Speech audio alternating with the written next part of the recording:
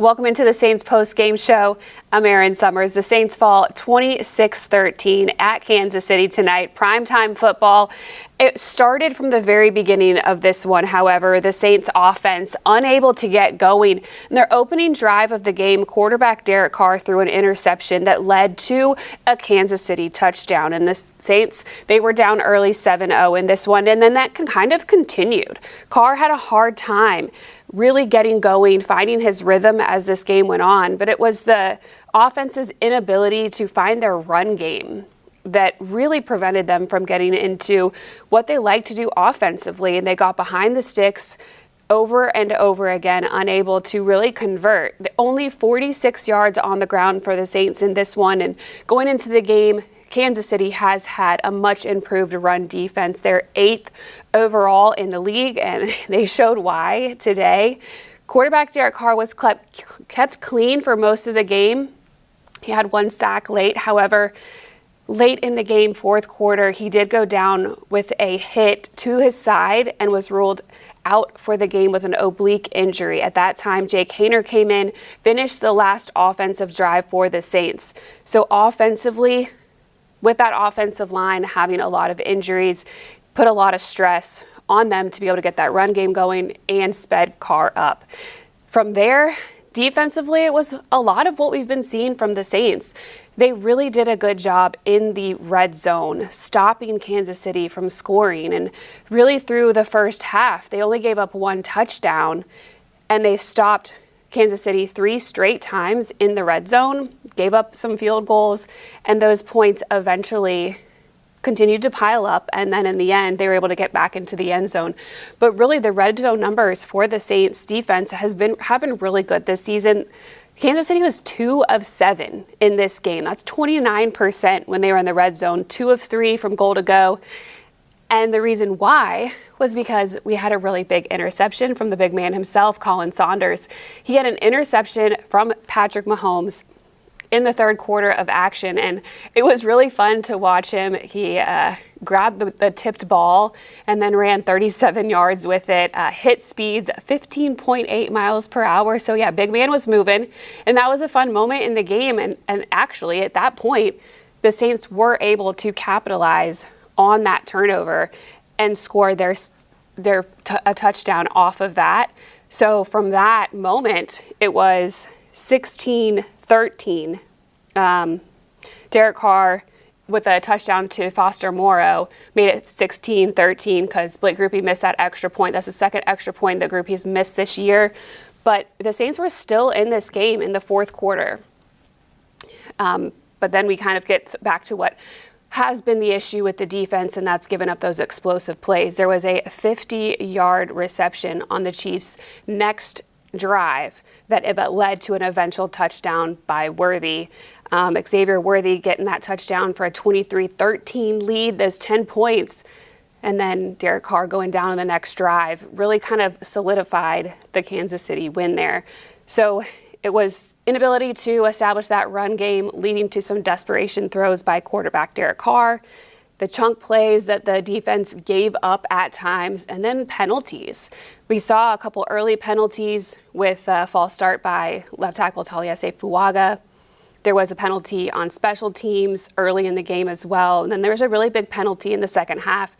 Paulson Adebo with a defensive pass interference for 46 yards. So again, just some of those mistakes really hurting the Saints, digging them into a hole early with the Carr interception, and then the penalties and the big chunk plays that gave Kansas City really good field position, because Kansas City has struggled in the red zone this year, and they showed it again today.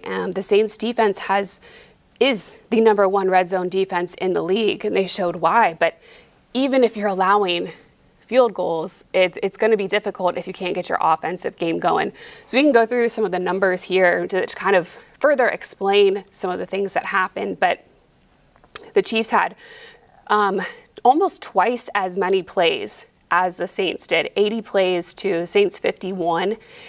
They had 5.8 average yards per play, and they were able to get that run game going with 139 yards on the ground, 321 passing yards. Saints only 46 rushing yards, 174 passing yards. There was just that one sack, as I mentioned earlier. The Saints actually did have 2 sacks. Chase Young got his first full sack of the season, so that was good. I mean, there are always good moments in these games. Unfortunately, the lack of execution throughout, something that head coach Dennis Allen talked about at halftime, was really what kind of caused the moments where the Saints kind of lost focus and allowed the Chiefs to capitalize on some of the yardage that they were getting, the penalties, and obviously that turnover early was big. If you continue looking at some of the stats and who did well offensively, it was really tough for the Saints not having Taysom Hill in the game. Alvin Kamara only 26 yards on the ground in 11 attempts. So really not the production that we've seen from him so far this year. And then Jamal Williams got a couple carries. Derek Carr went 18 of 28, so 18 completions, 28 attempts. Not his best outing. He had a long of 43, which was to Rashid Shaheed for a touchdown. I mean, that gave Rashid his 9th touchdown of his career of 40 yards or more. And this season alone, he's had 59, 70, and a 43-yard touchdown reception. So there were moments to capitalize on those big plays, those explosive plays that we've seen from the Saints offense, but just not enough of them. Carr definitely tried. He tried to connect with Mason Tipton, who got a lot more snaps in this game because, again, Taysom Hill was not playing. And then if you go down to those receiving stats, it was really Rashid Shaheed that was the biggest target. He had 9 targets. Alvin Kamara had 8. Juwan Johnson 5. A couple of those came late in the game, though, as Jake Haener was looking at him. Chris Olave was not targeted many times, but it was because the Kansas City defense really was focused in on Olave throughout the game, making it really difficult for Carr to find him as an option. Mason Tipton, again, did get a little more action than we have been seeing, and Carr did try to hook up with him for a couple of those explosive plays that we saw in training camp. Tipton has the speed. He's a very, very quick, shorter player, a lot like Rashid Shaheed, but wasn't able to come away with some of those big catches. There was the sack that I mentioned by Chase Young. There was another one by Brian Brzee. Brzee, he has continued to improve here in his second year. He had 2 quarterback hurries and a tackle for a loss as well, but it was Alontae Taylor who had the 2 other tackles for a loss, and then he had a forced fumble early in the game. Unfortunately, even though he was able to get to the runner and strip him, force that fumble, Kansas City recovered it. So they weren't Saints unable to capitalize on that in the first half of play. So leading tackles for overall was Demario Davis, linebacker, coming back for this one. He was out last week, but again, shows you why he is very important. For this Saints team, 11 combined tackles, 5 solo and 6 assisted. Anthony Orji came in as the linebacker opposite of Demario Davis with Pete Werner out for this one, and he actually did really well. He had 10 combined tackles as well. He was all over the field, and in fact, during one of the replays, ESPN showed a really hard hit that he had on Travis Kelce, and you could see Kelce grimacing. It was at the goal line right before they were trying to score. So he really was effective and is somebody that the Saints have liked, and he was able to get some more playing time today and kind of show why that is. Wasn't a lot of action in the special teams area of things. A couple weird moments, I guess, in the return game. There was that penalty, and then Jamal Williams opted to return a punt where he probably shouldn't have, because he only made it back to the 21 and could have knelt down, fair caught it, and gotten some more yards for that. So there are a couple things that I'm sure special teams coordinator Darren Rizzi is going to single out. But it looks like we're starting to get some action at the podium. And hopefully we're going to get to head coach Dennis Allen soon. because it looks like he has talked to his team now about this 26-13 loss and is headed in there to give his thoughts on the game. So let's head to KC. We got outplayed in the game today, got outcoached. They did a good job. We really couldn't get a whole lot going either side of the ball. Offensively, we really couldn't get anything going in the run game or in the passing game. Defensively, I felt like we made too many mistakes early on in the game. I don't think we tackled as well as we needed to. And so I think for the first time this year, I felt like, we didn't play the way we're capable of playing. So I was disappointed in that. And so I think, as a coaching staff, we got to go back and look at what we need to do better to try to, improve and put our guys in better positions to be successful. What happened, Derek? It's a left side. That's all I really know. Is he going to have to get more tests? I have no idea. What about it made it that it was clear that he had to leave the game, though, at that time? I mean, look, the game's going on. The trainers told me he's got a left side injury and he's out. And so I haven't gotten any updates on that, guys. Are you guys worried at all that, like, Debo in those situations might become something that teams try to go to? It kind of felt like they went back to it after that first one was kind of close. Like, is that a trend you got to kind of? Well, yeah, I mean, they're going to take their shots. I'm going to have to go back and look at the, tape and see, what I thought of the call and whether or not I agree with it or not. But, yeah, I mean, they we got to force them to have to make completions and finish the catch. And so I think we just got to look at it and see what we can do better. You mentioned the team not playing up to the standard. How much was that maybe the Chiefs winning in the trenches on both sides? Yeah, probably some.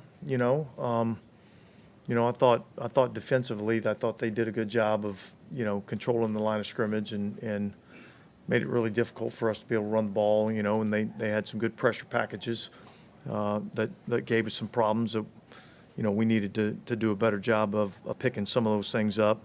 I thought the biggest thing from a defensive perspective was our inability really to get Patrick Mahomes down at times when we had opportunities to. I thought he did some really unbelievable things and made some really good plays in terms of scrambling, and that was a challenge for us.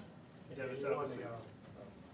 won the coin toss and thank you to receive. How big was that interception as far as just taking away? Yeah, look, I think you certainly don't want to, start a game off that way. We had a few good plays there to start the game, and then, we throw the interception and kind of all the momentum goes to them a little bit, and I felt like, we had some things that we liked to open up against these guys, and if we could go down and get some points and maybe get a little bit of momentum ourselves, that would be big in this game, and unfortunately it didn't work out. Obviously, you knew with some of the offensive line injuries that you probably have to get rid of the ball quickly and things like that, but what was something you hoped would be effective on offense tonight that wasn't? Well, look, we only had 49 offensive plays and a little under 20 minutes of time of possession, so there really wasn't a lot that we were able to kind of get done really in either phase, offense or defense. And I thought we made some uncharacteristic mistakes that we hadn't made in the first 4 weeks of the season. And so, like I said, I think that's why we got to go back and look at, what are we asking our guys to do, and make sure we're putting them in the best position to be successful. And then there were a handful of deep shots to Shahid and Tim that didn't connect. Was that something that was heavy in the game plan, or that was just like the best that was offered in those opportunities? Well, I think we went into the game saying that we wanted to take some shots down the field, and we talked about, they don't give up a lot of explosives, but there's going to be a few opportunities that we've got to be able to make the moment of truth play. And, unfortunately, we weren't able to make those on some of those deep shots down the field. It seemed like they were taking Olave away, 2 targets, 1 catch. Yeah, look, they did some good things to, to try to take him away. I think I'll have to go back and look at the tape and see exactly what all they were doing. But look, they got a good team. They got a good defense. Spags does a really nice job of what they do defensively. Offensively, they have some talented players on offense, and obviously they've got the engine and Pat Mahomes that makes it go. So, they played better than we did tonight.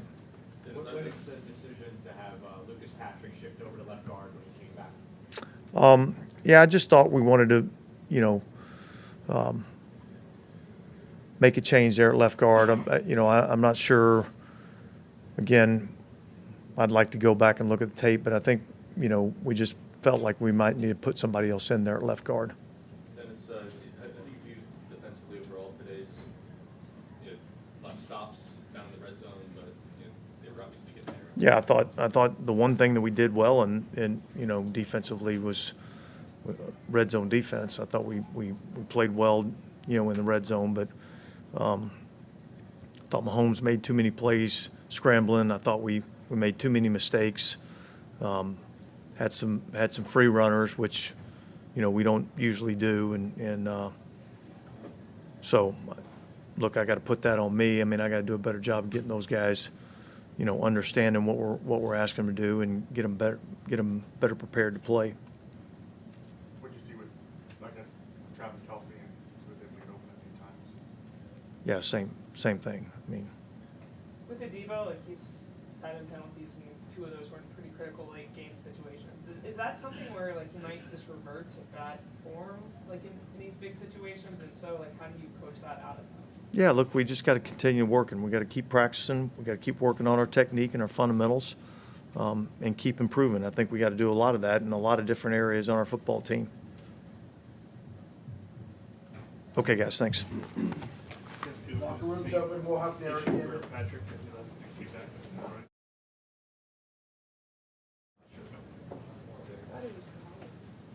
They said it, they announced it.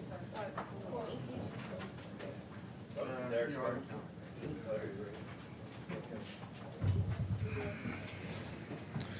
Can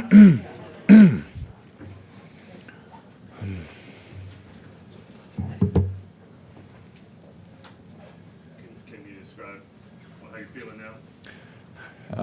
Not good, but we'll get a MRI and all that kind of stuff tomorrow and figure it out. But for me not to be out there with my guys, no matter the situation, it takes something. So What was the determination? Like, what was it that they saw that made it? I just You couldn't go back in. I couldn't do what I needed to do in the simplest form, and so I asked if there was anything we could do about it, and there was not enough time to be able to do that, and so I would have done anything to stay out there and keep fighting, but I couldn't. So it sucks. Was it that last hit, or was that something on building? Yeah, it wasn't even the hit, honestly. It was just when I dropped back and torqued to throw that ball to tip. That's when I felt it. Hey, Darren, what happened on the first intercept? We had someone come free, so I tried to throw it away over his head and clearly didn't throw it out of bounds. So boneheaded, stupid, trying to throw that ball, trying to be legal because I still thought I was in the pocket, but I could throw it away in front of me, but my reaction was just to throw it away over his head, and it obviously didn't get out of bounds. And so I was trying to throw it away, but they ended up getting a free one.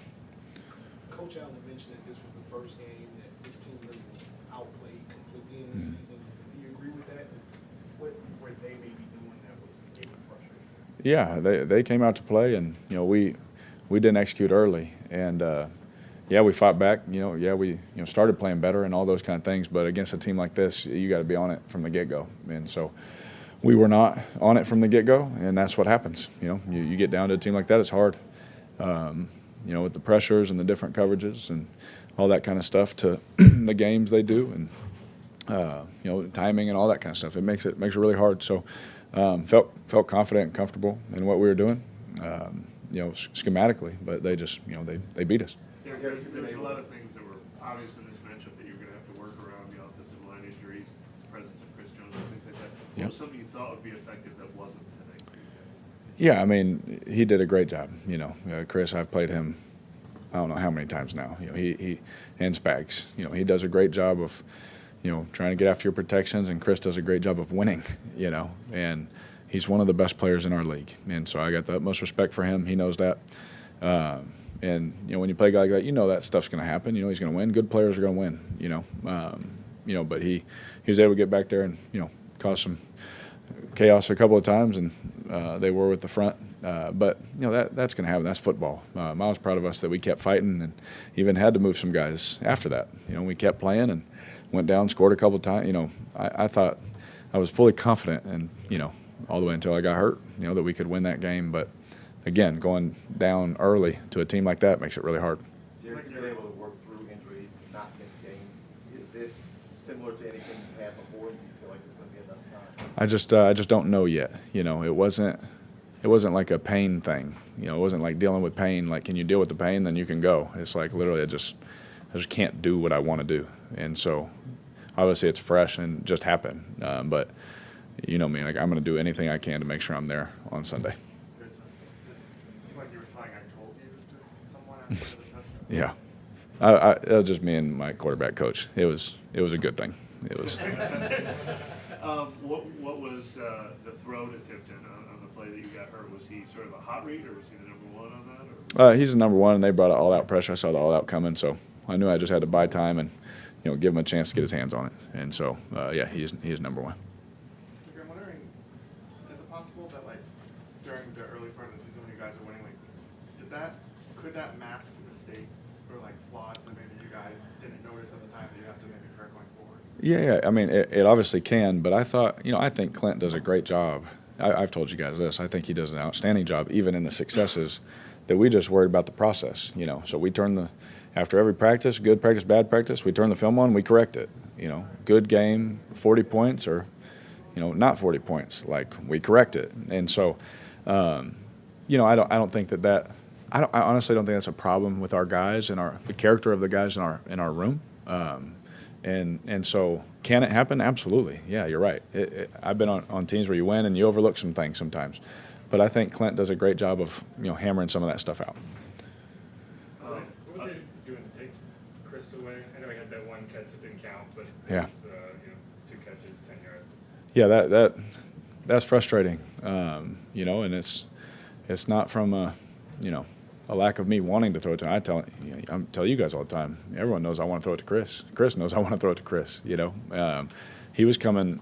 There was one time they came free. He was coming wide open on a 3rd down. I was about to hit him for a big play, but we ended up couldn't get it to him. We ended up having a sack there. We hit the go route. We hit those 2 plays, and it feels different. You know what I mean? So it is. It's frustrating. When you grab the sheet afterwards and you see that because he's an unbelievable player and an unbelievable person, a good friend.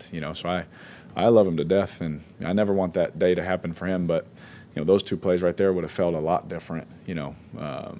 But we were able to hit other guys on some things. When they did try and take him away, but still you never want to see that at the end. That's not a good feeling. There were a lot of deep shots in this game. Was that something that was a big part of the game plan, or that was all that was presented to you in some of those situations? It was a big emphasis for us, trying to hit those shots, and we were able to hit, a few. And when you're throwing them that far, down the field, you're not going to hit them all. And so, maybe that, makes 3rd down, tougher sometimes, but that's the game you play. We hit a touchdown. Clint said, we're going to call these shots this week, and if we don't hit the first one or the second one, we're not going to stop calling them. We're going to keep taking our shots, and so that was definitely like an emphasis, for us. And I love that aggressive mindset. You have to be against a team like this. And just to clarify, for your injury, it's oblique, it's not weak. I think so. Yeah, I think so. We'll find out more tomorrow. How was the process with Connor obviously taking over that game there? Oh, he's unbelievable. I said that in practice his first, whatever day it was, his first day. I looked back at Clint and I said, this dude's pretty freaking good. His communication, his mentality. Just in a big Monday Night Football in Arrowhead, doesn't even blink. He's out there, great snaps, great communication. very impressed with him. How much of the run game not being effective maybe is because you guys have done some juggling on the offensive line? Is that cohesion not showing? Just what's your take on the run game? Yeah. Anytime that you got new guys playing next to each other, there is a learning curve. That's just a fact. I don't know if that's the right thing to say or not, but that's just a fact. And so we definitely have work to do. We all know that, and I just want to be there to be able to be a part of it. Not trying to pinpoint blame or anything, but just from your perspective, I'm thinking of the early deep ball that tipped in. There was one later. Did she go in the other way? Did those balls go to the spots you were hoping they would go to? Yeah. Again, when we throw those deep balls, it's hard to hit on a lot of those. And so the one early to tip, I was trying to throw him away from the safety. He took a higher angle, but that's something for him and I to learn from. I threw him another one down the sideline on 22. It's hard for me to see the sideline. I'm trying to just place the ball over the corner to him on that one, and then the one to Sheed, on the right, trying to give him a chance, on the other side of him, and again, those are those 50-50, those plays. It's hard to hit them all, but our standard is high, and so we're going to keep the standard, and try and hit them all. And so we felt confident about them all, and that's why Clint kept calling them, because he knows that we've hit a lot of those early, we just didn't hit them all tonight. Was there any improv involved this time with Foster, or that was just how it was drawn up? That was all our staff. That was all our staff. That's how they drew it up. He wasn't first in the read. I had two reads before that, and then someone was coming free, so I knew that my outlet would be there, and so really good design. Derek, after the last three, not the way you guys want, where do you feel like the team's at moving forward? Well, you standing there and listen to our leaders speak, and you hear DeMario saying stuff. You hear myself and other guys saying stuff like, we're not going to let this thing, become a snowball. You can't. And so, sometimes the end result is never. No one wants to lose. The end result is not what we want, but our process and the way we work can't change. But you do have to look at it and say, what is it? Each man has to look and say, well, what is it that I'm doing that maybe I could do something better? And if everyone does that, it'll be hopefully the same kind of turnaround we had, last season. But our team and the unity is in a good place, and that's a good sign. We have fallen, 3 times, but there's no quit, there's no pointing fingers, there's none of that. And so, proud of the character of this team. It's a tight group. And we're going to keep fighting. Whoever we play next, whoever we play after that, we're going to show up and we're going to play. Did the captains address the team like in earlier losses, or did y'all feel like that was something that needed to be done? I think it wasn't even like a moment like that. It was just like when Double D says something, when I say something, or when Eric would say something, when Tyron says something. We all lead. Cam will say something. We all lead. Throughout the season, and it's just some of those moments where hey, just a reminder, like we're going to be all right. This sucks. It's not what we want. It's not what we thought was going to happen, especially after the first 2 weeks. But we're going to be all right. We're going to keep working. What can you do? Everyone. We talk about all the time in this league. People are going to love you. They're going to hate you. Neither matter. Just keep working. Like as professionals, we just got to keep working, stay true to the process, and hopefully get better and get back in the win column. Right. Thank you, Derek. Yeah. Thank you.